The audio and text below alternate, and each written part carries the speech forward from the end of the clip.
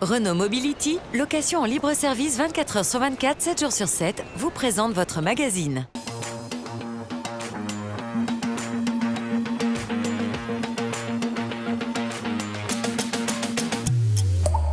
Bonjour à tous, bienvenue dans ce nouveau numéro du Digital JT Agora News Automobility que j'ai le plaisir de vous présenter avec Yves Guita. Bonjour Yves. Bonjour Hervé. Au sommaire, comme d'habitude, 5 news et quelques brèves. D'abord, vous reviendrez Yves sur le projet de loi d'orientation sur les mobilités qui est actuellement en discussion au Sénat. Seconde news du jour, après les taxis et les voitures volantes, voici venu le temps des motos volantes. Troisième info, levez les yeux au ciel, toujours au-dessus de notre planète, un premier hôtel dans l'espace en 2022, vous nous raconterez ça. Quatrième news aujourd'hui, Tesla licencie et lance sa modèle Y. Enfin, dernière info du jour, de la concentration et diversification chez les VTCistes. En bref, Lyon inaugure un service de robots voituriers, le barème 2019 des indemnités kilométriques est sorti, enfin, le premier smartphone pliant à moins de 1 000 € est chinois et Google qui s'y met. Bienvenue dans ce Digital JT Agora News Automobility. Alors Yves, la loi sur les mobilités, ça avance. Oui, elle est actuellement à l'étude au Sénat et se présente comme la boîte à outils qui est mise à la disposition des élus et des opérateurs de transport. Mais la commission sénatoriale en charge du dossier a émis quelques doutes sur son financement, au point que le président de la commission, Hervé Maurey, a déclaré « La LOM, la loi sur l'orientation des mobilités défendue par la ministre des Transports, Elisabeth Borne, n'est pas financée ». Bon, alors comment vont-ils donc faire ? Eh bien, le Sénat a décidé de sanctuariser les ressources de l'Agence de financement des infrastructures du transport en France, des ressources qui proviendront de l'intégralité des revenus de la taxe sur les carburants.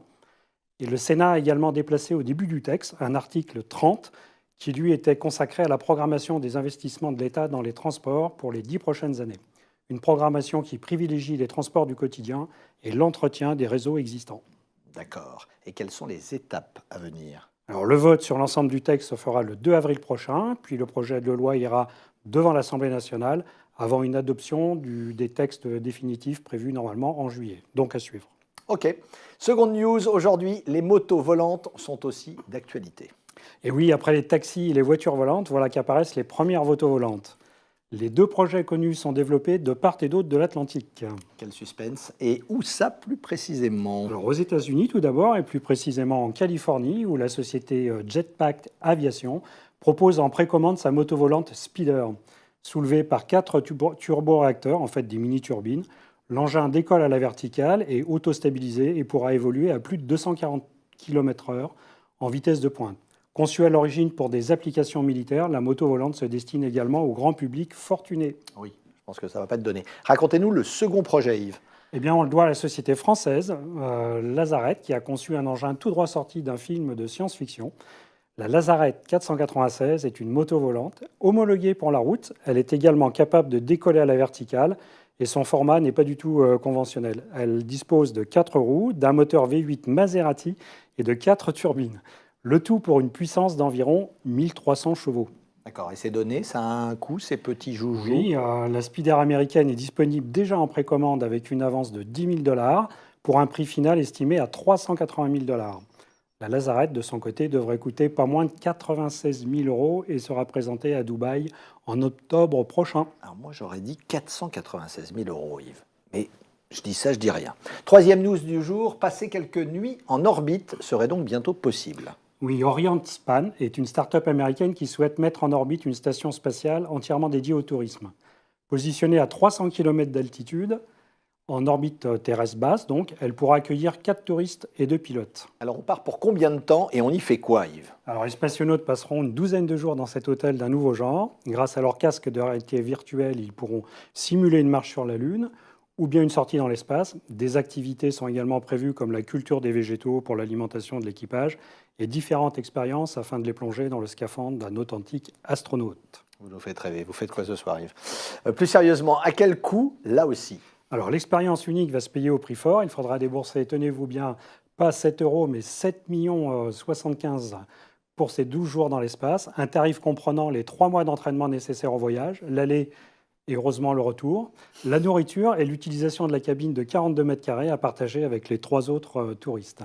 La station sera mise en orbite en 2021, peut-être par un lanceur SpaceX de Elon Musk, et les premiers passagers devraient partir en 2022. Avis aux amateurs fortunés, même si certains trouveront que cela fait un peu cher pour s'envoyer en l'air. C'est clair. 4e news aujourd'hui, Tesla licencie et lance un nouveau modèle.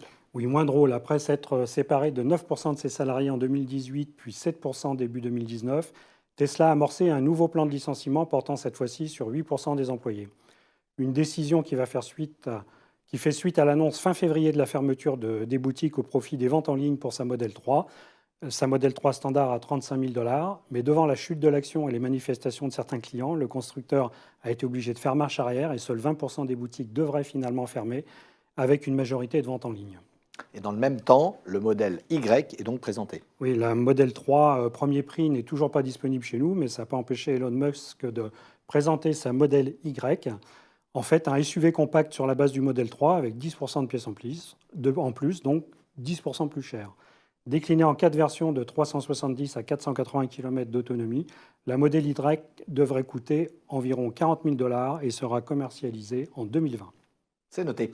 5e information de ce JT, les VT6 s'organisent face à Uber.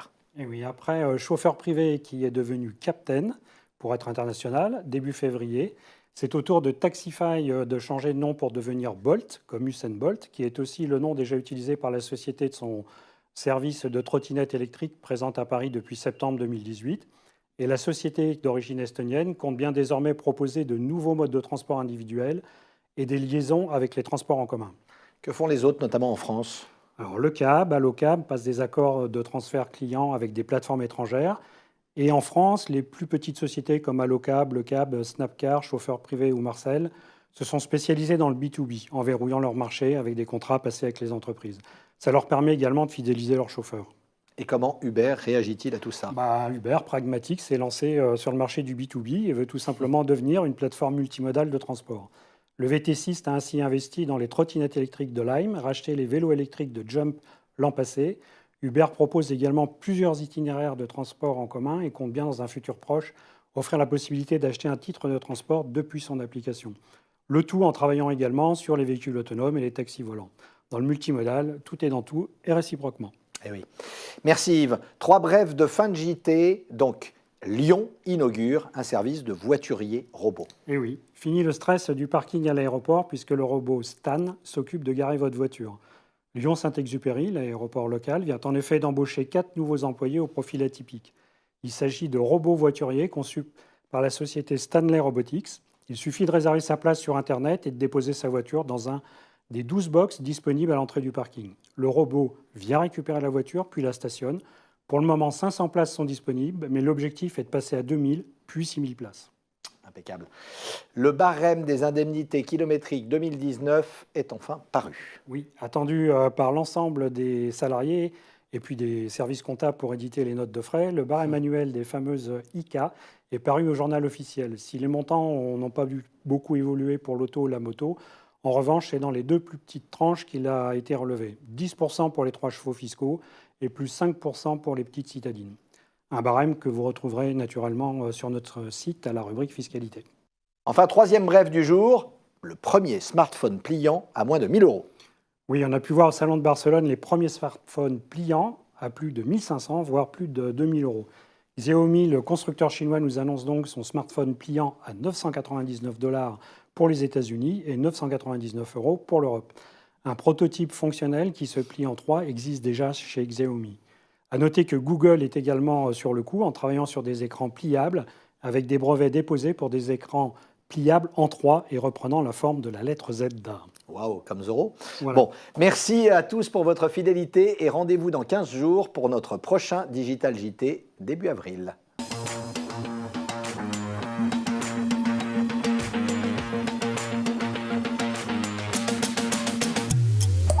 Renault Mobility, location en libre service 24 h sur 24, 7 jours sur 7, vous a présenté votre magazine.